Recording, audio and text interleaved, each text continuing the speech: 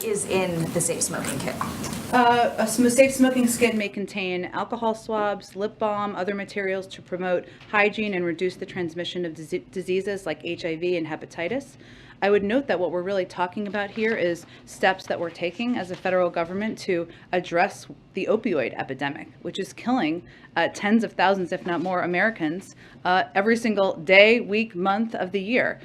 We put out this statement, though, because there was inaccurate information out there, or I should say HHS put out this statement because there was inaccurate information out there, and we wanted to provide clarification on the allowable uses for the HHS harm reduction program. It's not a change in policy.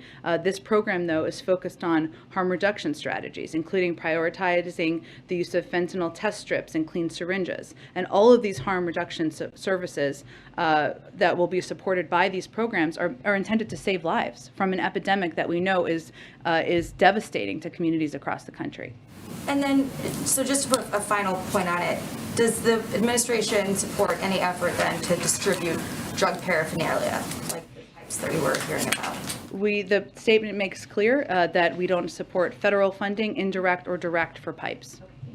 And then on the safe injection sites that the DOJ is evaluating, was this an ask from the White House that they review that policy? Because I know that for years DOJ has opposed efforts to open safe injection sites. It's under litigation, so I can't speak to that. But what I can tell you and reiterate is that the White House is committed, as I would reiterate for you, many Democrats and Republicans, including Senator Cruz, to taking steps to address the opioid crisis. This is not an issue that is inflicting just blue states. It is inflicting millions of Americans across the country, and it is important that we take steps to address it.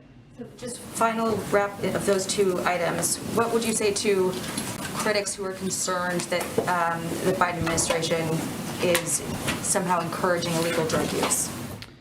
I think that it's important to step back and remember, just to put a little more of a fine point on it, that we're losing an American life every 5 minutes to overdose. We don't have time for political games. The president's focused on saving lives through harm reduction programs. That's exactly what we're talking about here. They work in red states and they work in blue states. We know they save lives. They help connect people to treatment and recovery. And they were endorsed this week by a bipartisan commission co-chaired by Senator Tom Cotton that examines steps we must take to address the devastating toll of overdoses. So what I would say is this is not a game. This is not a political game. This is an epidemic that is taking the life of an American every 5 minutes, and we need to work in a bipartisan way to address it. Thank you. Can I ask over